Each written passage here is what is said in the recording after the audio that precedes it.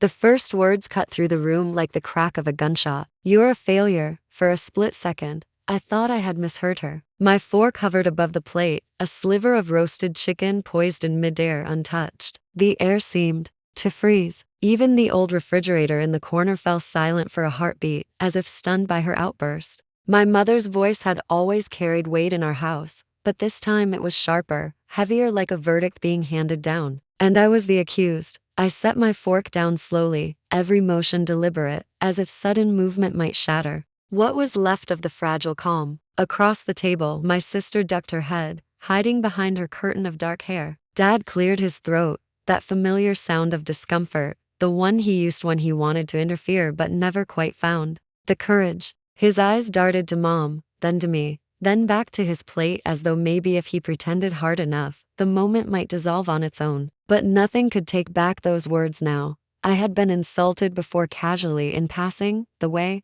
parents sometimes sling careless remarks they never realize stick like burrs in their children's hearts. But this was different. This wasn't frustration or disappointment muttered under her breath. This was deliberate. This was an attack. In broad daylight, in front of everyone, I tried to breathe, but each breath felt shallow, trapped somewhere between my ribs. The dining room was warm, almost suffocating. The golden light above us pooling over plates piled high with food I suddenly had no appetite for. It smelled of thyme and garlic, of roasted potatoes and brown butter, but all I could taste was the bitterness rising in my throat. "Mom," I said finally, my voice quieter than I wanted, almost drowned by the ringing in my ears. "What did you just say?" Her gaze didn't waver. Sharp brown eyes, the same ones that had once scanned my kindergarten drawings with proud approval, now glared at me with something that looked a lot like contempt. "I said you're a failure," she repeated, her tone flat, almost clinical.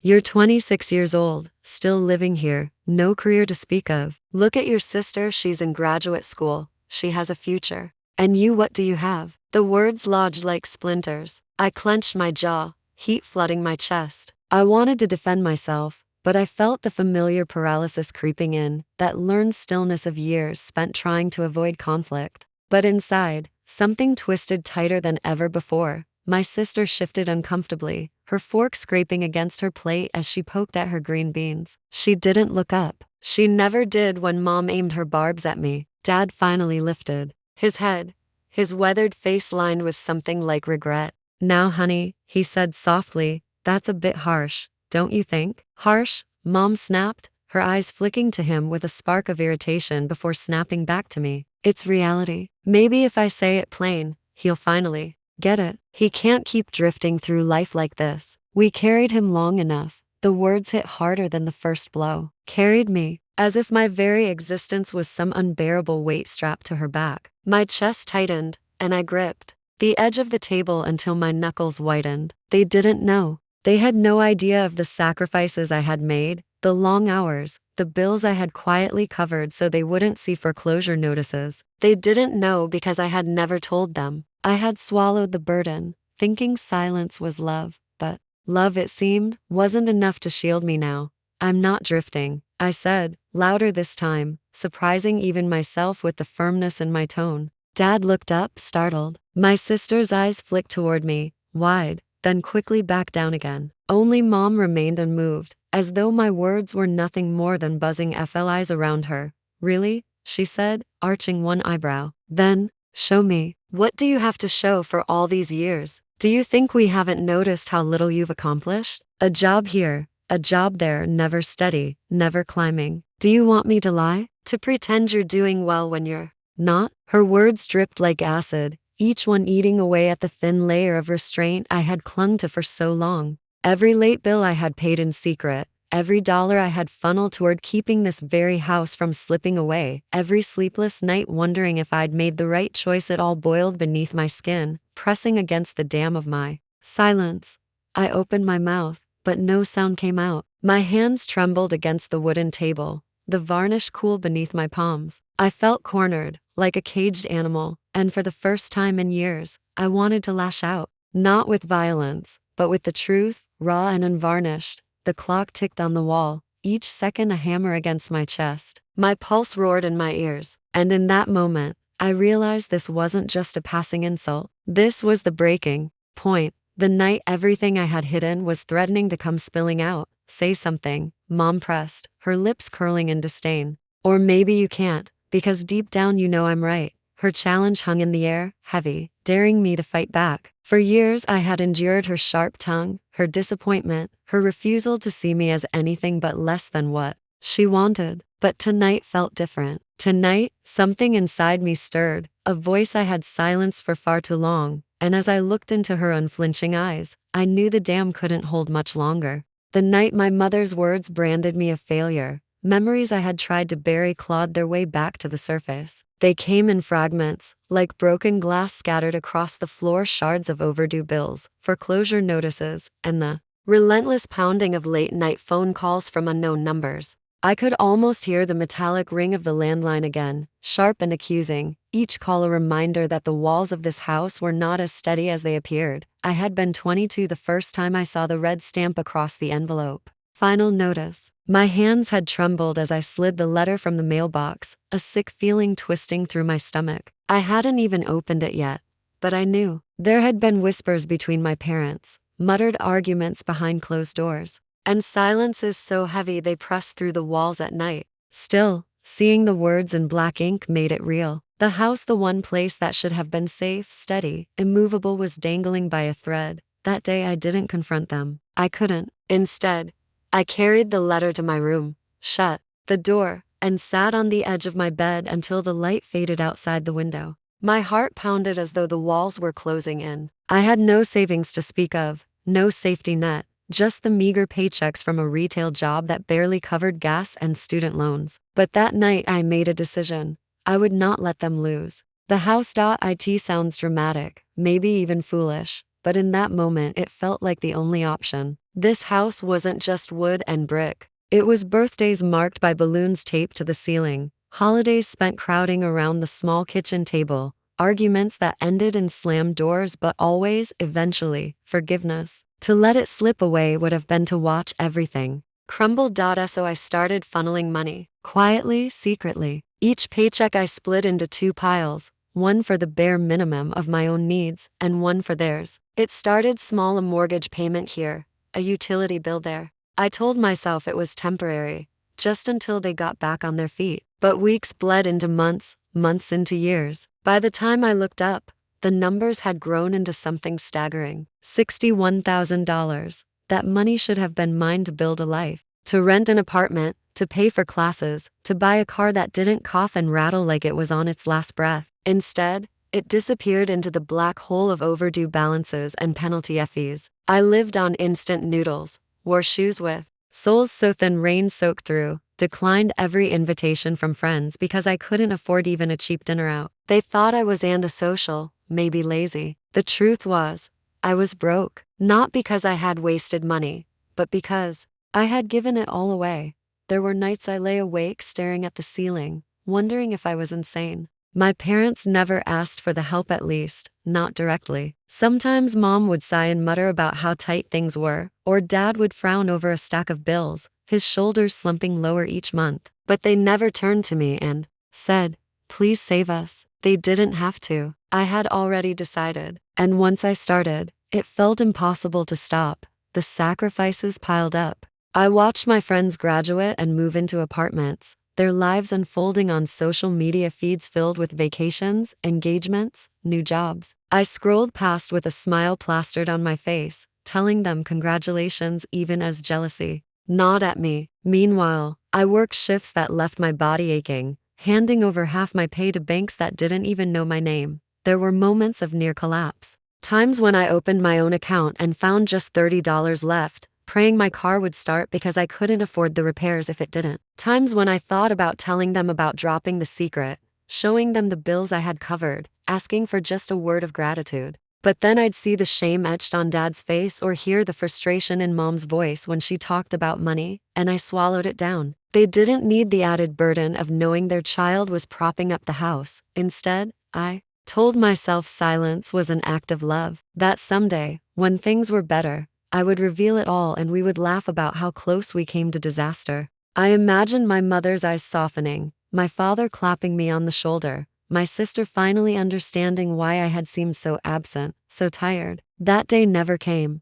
Now, sitting at the dinner table with her calling me a failure, I realized how twisted it had all become. She had no idea that her failure had been the one keeping the ground steady beneath her feet. She saw only the surface, the stalled career, the lack of milestones, the son who never seemed to leave home. She didn't see the nights I spent bargaining with debt collectors, or the mornings I skipped meals so the mortgage could be paid, and maybe that was my fault. Maybe by keeping it hidden, I had built the very image she despised. But how could I have told them without making them feel smaller, weaker, incapable? The memory of that first overdue notice burned in my mind, as clear as the day I had pulled it from the mailbox. And sitting there, my chest tight and my pulse racing, I felt the weight of all those silent years pressing against me. $61,000. An invisible anchor tied around my neck, dragging me down. For years, I had convinced myself it was worth it, that keeping the house afloat was the noblest thing I could do. But as my mother's words echoed in the dining room failure, I felt something else rise inside me. A dangerous thought I had never allowed before. Maybe silence wasn't love after all. Maybe silence was self-destruction. Her words that night, failure, were the final crack in a dam I had held together for far too long. I felt it splintering inside me, the weight of years pressing outward, desperate to burst free. My fork slipped from my hand and clattered against the plate, startling my sister into jerking her head up. The sound rang through the dining room like a gavel striking wood, a verdict sealing the moment. I met my mother's glare with one of my own, though my voice betrayed the storm inside me. You think I've done nothing? You think I'm worthless? The words came out rough, almost trembling, but once spoken, they gained momentum. My throat burned, my chest ached, but for the first time in years I did not bite them back. Dad shifted uneasily, a warning already forming in his throat. Son, he began, but I raised my hand, silencing him without even looking his way. My eyes were locked on hers. She leaned back in her chair, arms crossed, unimpressed. What am I supposed to think? She asked coldly. Every time I look at you, it's like staring at wasted potential. You're too proud to admit it, but deep down you know I'm right. Look at your life. What do you have to show? The words sliced through me, but instead of collapsing under them as I had so many times before, I felt something dangerous rise inside me, a surge of anger sharpened by years of exhaustion. The dam had broken. You want to know what I have to show? My voice rose, stronger now, carrying a heat that made my sister flinch. Do you know who kept this house from being taken away? Do you know who paid the bills when you couldn't? Who dealt with the bank when they threatened foreclosure? Do you know who quietly gave up everything so you could keep this roof over your head? Her eyes widened just a flicker before narrowing. Again, what are you talking about? I leaned forward, the table trembling beneath my fists. Me. I spat. It was me. Not Dad, not you, not some miracle check in the mail. It was me. I have spent the last 4 years pouring every cent I had into this house. While you were calling me a failure, I was keeping this family afloat. The silence that followed was thick, almost suffocating. Dad's fork slipped from his hand, clattering to the table. My sister's eyes filled with tears, her lips parting, as if to speak, but no words came out. My mother stared at me as though I had grown to heads, disbelief etched into every line of her face. You expect me to believe that? She demanded finally, though her voice wavered at the edges. That you the one who can't hold down a real job paid for this house? I laughed, a sound harsh and bitter, scraping against my throat. Believe it or don't, I don't care anymore. I've written the checks. I've transferred the funds. I've lived on noodles and scraps while you sat here thinking I was wasting my life. $61,000, Mom. That's what I've spent. $61,000 that should have gone to my future, to building a life of my own. Instead,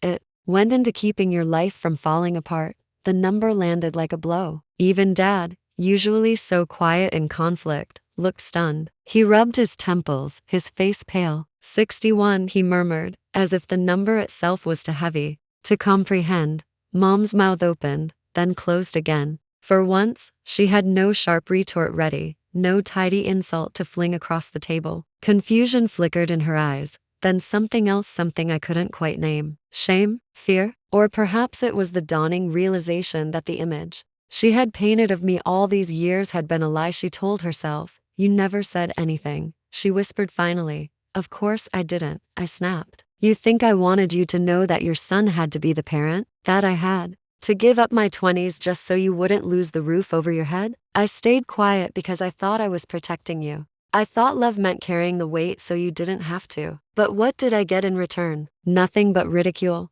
The words came faster now, tumbling out like stones I had carried in my chest for years. Do you know how many nights I lay awake, wondering if the house would still be here in the morning? How many times I prayed my car wouldn't break down because I couldn't afford the repairs? How many times I wanted to scream at you for judging me while I was breaking myself to save you? My sister's sob broke the silence. She covered her face with her hands, shoulders shaking. Dad reached for her, but his eyes never left me, wide and filled with something that looked like both sorrow and pride. Mom, however, said nothing. Her jaw tightened, her gaze fixed on the table. She was a woman who had always had an answer for everything, who had never admitted defeat, never bent under anyone else's truth. But tonight, she looked smaller, as though the weight of my words had pinned her in place. I am not a failure, I said finally, my voice low but steady, each word deliberate. I am the reason we're still sitting here, eating dinner in this house, and you will never take that away from me again. The silence that followed was absolute, broken only by the faint ticking of the clock on the wall. My heart pounded in my chest, my body trembling with the release of everything I had carried. For the first time in years, I felt lighter, not because the burden was gone, but because it was no longer mine alone to bear. Mom didn't meet my eyes. Dad cleared his throat again but didn't speak. My sister reached for my hand under the table and squeezed it tight, her touch a lifeline in the stillness. And in that moment, I knew nothing would ever be the same again. I've paid $61,000, I said, my voice ringing through the dining room like a bell that refused to be silenced. 61,000, out of my own pocket, out of my own life. The words hung heavy in the air, weighty and undeniable. For years, I had swallowed my sacrifices in silence, believing that keeping them hidden was the nobler choice. But now they stood between us, raw and unvarnished,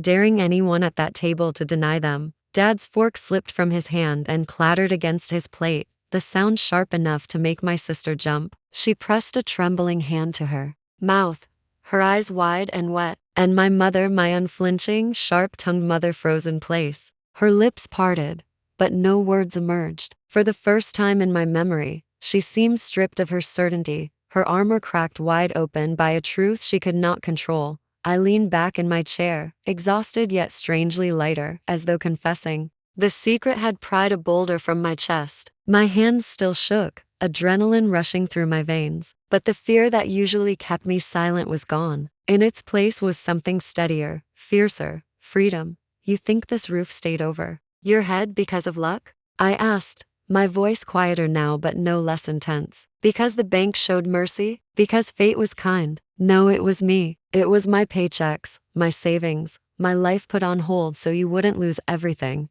My sister let out a small, broken sob. She pushed her chair back and rose, circling the table to throw her arms around me. Her hug was tight, desperate, as if clinging to me could somehow erase the years I had spent in shadows. I patted her shoulder, but my eyes never left my mother. She sat stiff, her face unreadable, though I caught the flicker of something behind her eyes, guilt, maybe, or fear. Why, she began, her voice uncharacteristically thin. Why didn't you say anything? A bitter laugh escaped me, sharp and hollow. Would you have listened? Every time I tried to explain myself, you dismissed me. You saw only what you wanted to see, a son who never measured up. I thought keeping it a secret was protecting you. I thought love meant shielding you from the shame of knowing your child was saving you. But maybe I was just protecting myself from your judgment. Dad rubbed his temples, his shoulders sagging as if the number itself had stolen the strength from him. 61,000, he murmured again, almost to himself. Godson, I didn't know. I had no idea. His eyes lifted to mine, glassy with something I rarely saw in him, pride tangled with sorrow. For a long moment, no one spoke. The air felt charged, as though the walls themselves were listening, holding their breath. I had imagined this revelation countless times over the years, picturing tears, apologies, maybe even hugs of gratitude. But reality was messier. There was no instant forgiveness, no cinematic swell of emotion. There was only silence, heavy and complicated, as the truth settled into the cracks of our family like water into stone. I thought you were lazy, Mom whispered finally, her voice so soft it barely reached me. I thought you didn't care about your future. I swallowed hard, fighting the lump rising in my throat. I cared about yours more. The words landed between us, undeniable. For once, there was no retort, no cutting remark to deflect with. My mother lowered her gaze, her hands tightening into fists on the table. She looked smaller than I had ever seen her, as though the weight of my revelation had crushed the edges of her certainty. Dad cleared his throat, his voice hoarse. We owe you more than we can ever repay. I shook my head. It's not about repayment. I didn't do it for thanks. I did it because I couldn't bear to see this family lose everything. But I won't sit here anymore and let you call me a failure. I've given more than you know, more than you've ever acknowledged. My sister squeezed me again before slipping back into her seat. Her face was blotchy, her eyes shining with tears, but she gave me the smallest nod, as if to say, I see you now.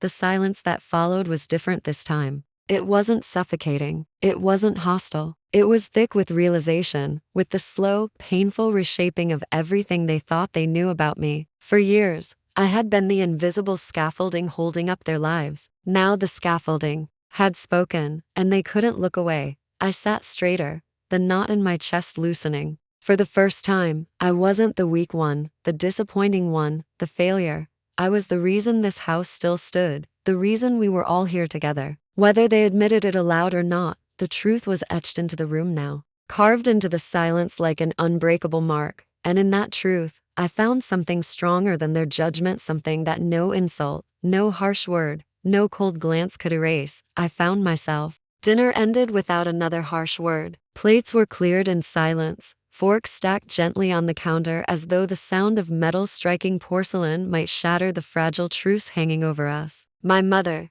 usually so quick to speak, her mind said nothing. Her silence carried a weight heavier than any insult she had ever thrown at me. It was not acceptance, not yet, but it was something, a recognition of the truth she could no longer deny. Dad excused himself early, his face pale, lines etched deeper than I had ever noticed before. He pressed a hand to my shoulder as he passed, just a brief squeeze, but it lingered long after he left the room. My sister remained, hovering by my side, her arms looping around me in an embrace so tight I thought she might never let go. Her hug said what her trembling voice couldn't. I see you now. I finally see you. When the dishes were done and the house settled into its usual nighttime hum, I found myself alone in the living room. The worn wallpaper stared back at me, its faded flowers curling at the edges. The sagging couch, the coffee table with its permanent coffee rings, the creak in the floorboard by the door. I had saved all of it. For years, I had fought in silence to keep these familiar imperfections intact,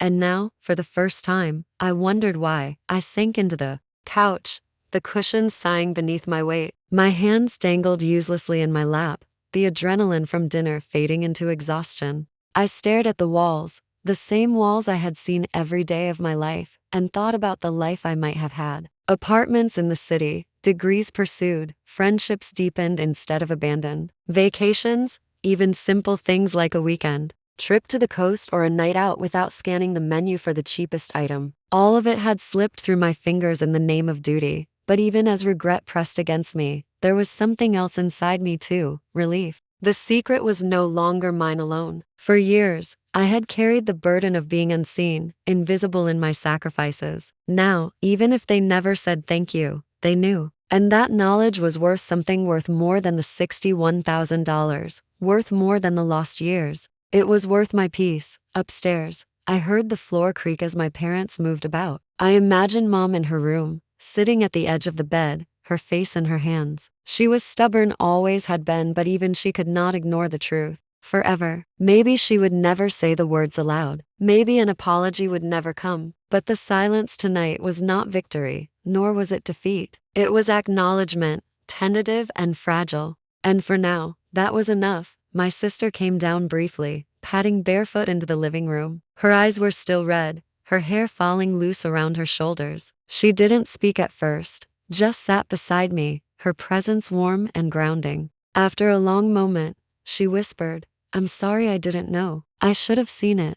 I shook my head. It wasn't your job to see. I didn't want you to carry it. But you did, she said softly. For all of us. Her hand slipped into mine, her fingers small and firm. I'll never forget that. Her words tightened something in my chest. A knot I hadn't realized was still there. I squeezed her hand in return, and for the first time in years, I believed that at least one person in this house truly understood me. When she finally went back upstairs, I sat alone again, the quiet settling deeper. It wasn't the oppressive silence of judgment anymore. It was different, a stillness that felt like the pause between storms or the breath before a new beginning. For years, I had mistaken silence for love, using it to shield others at the expense of myself. Tonight, I discovered something new. Silence could also be power. I stood and walked to the window. Outside, the streetlights cast a soft glow over the lawn I had mowed every summer, the driveway where my father's old truck still sat, the porch where my mother used to sip coffee on Sunday mornings. Everything looked the same, but I was not the same. The truth had changed me. It had cracked me open, but in doing so, it had freed me. For the first time, I allowed myself to imagine a different future. Not one chained to secrets and sacrifice, but one built on honesty, even if that honesty was messy, even if it meant disappointing the people who raised me. The house would stand or fall on its own now. My part in saving it was over. As I turned away from the window, I whispered the words aloud, just for myself. I am not a failure. They echoed softly in the empty room, not as a defense this time, but as a truth. And as I climbed the stairs to bed, I carried that truth with me lighter, freer, ready at last to begin again.